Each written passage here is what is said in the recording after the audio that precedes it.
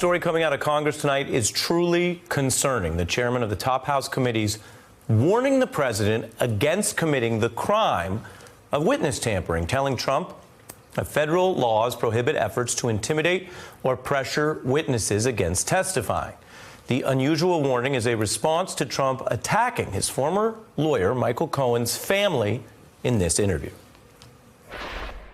He should give information maybe on his father-in-law, because that's the one that people want to look at. And I guess he didn't want to talk about his father-in-law. He's trying to get his sentence reduced. Democrats say that may be a crime because threatening a witness's family to shape testimony is witness intimidation, a familiar crime from mafia circles and mob movies from John Gotti to Frank White. And as once explained by Christopher Wallace, family threats can work. Wallace recounts his criminal court appearance saying, "At my arraignment, note for the plaintiff, your daughter's tied up in a Brooklyn basement. Face it, not guilty. That's how I stay filthy." Now that is gangster. It is illegal. And while Wallace was telling stories, this is what Democrats say they are concerned Trump is actually doing, especially given his public calls for other witnesses like Roger Stone and Paul Manafort to avoid giving testimony. I'm joined by the New Yorker's Jelani Cobb. Is the president being gangster? I think it's his rendition of what a gangster would be. And it's just a kind of fun exercise to think about how much of the president's public pronouncements could be interchangeable with that voiceover from Goodfellas. It's like that kind of narrative of like your father-in-law, maybe we can look into that guy and so on, and the implicit threats that are in here. And so, I mean, I think there's part of a bigger pattern. He's a construction guy from Queens.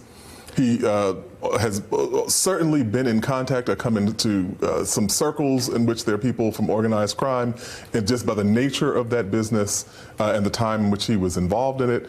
Then there's the lingo, the kind of tough guy act that he puts on. You would never know that he was a kind of WASP upper class scion. You would think that he was from a very different part of Queens than the one he grew up in, Jamaica Estates. And then he's using this language. He's calling Michael Cohen a rat and saying, "What about your father-in-law?" and all these other kinds of things that seem as if they were just taken verbatim from a gangster movie or the Tony Soprano Guide to American Governance. And so this raises the question, is he gangster or is he just a studio gangster? I'm going to say this is studio gangster, presuming the studio is at 1600 Pennsylvania Avenue. And he's looking at someone in Michael Cohen who clearly rattles him. This is an individual now who has lost a lot, who's looking at years in prison, and is speaking to the Congress under oath in February before going to prison scheduled for 3 years in March. And so he seems to then say, as you put it, learning from his environment or his notions of how it might be out in the street, that maybe the last thing he can do to someone who doesn't have much to lose is actually threaten their elderly father-in-law. But it's a threat coming from someone who does run the federal government and has an FBI and a DOJ that does still report. Exactly. I mean, and the kind of irony of this is, of course, because of the New York Times reporting, we've learned a great deal about Mr. Trump's family and their financial dealings and the way that they are connected to the various questions about his taxes and his tax background. And so it's a kind of projection. And there's another kind of contextual point about this, outside of the popular culture one, and the historical one.